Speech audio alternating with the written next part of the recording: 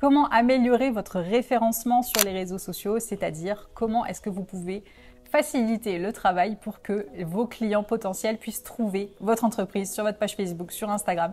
C'est le thème de la vidéo d'aujourd'hui. Bonjour et bienvenue, je suis Marie Di Maggio, formatrice et consultante en marketing digital depuis 2018. Et aujourd'hui, on va parler de référencement sur les réseaux sociaux. Ce qu'on veut, c'est aider les utilisateurs à retrouver votre entreprise plus facilement sur les réseaux sociaux.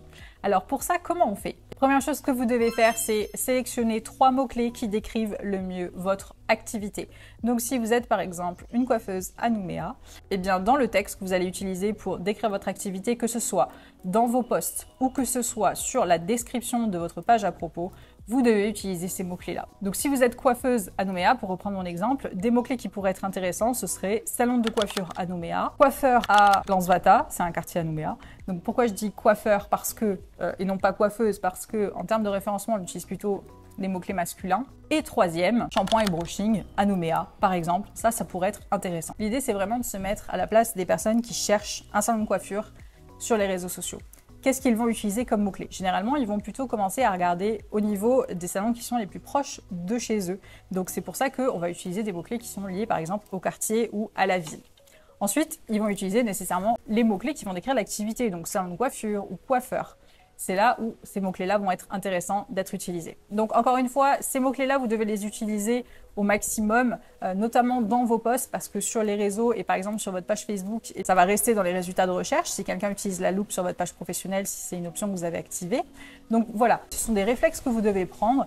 Et deuxième clé, c'est un peu lié, c'est de bien rédiger la description de votre activité. Donc là, on est vraiment dans la partie à propos de votre compte, que ce soit sur Instagram ou sur Facebook.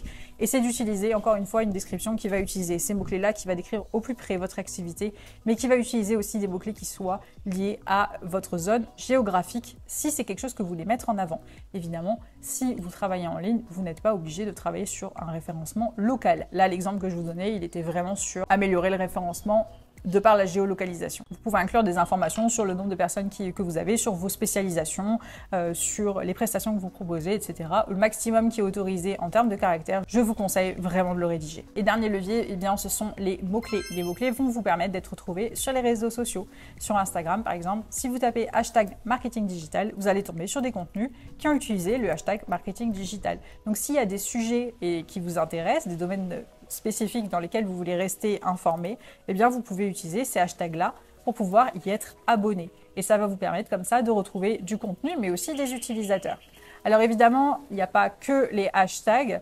Les hashtags, ça fait partie de l'équation, mais ce n'est pas la seule chose qui va vous permettre d'être bien référencé. Pour autant, ils sont absolument indispensables, que ce soit sur Instagram ou que ce soit sur Facebook. Donc pour résumer, les 3 leviers sur lesquels vous devez travailler pour améliorer votre référencement naturel, c'est les mots-clés que vous allez utiliser dans vos textes, la description de votre page qui va intégrer elle aussi les mots-clés, point 1. Et en troisième, l'utilisation des hashtags.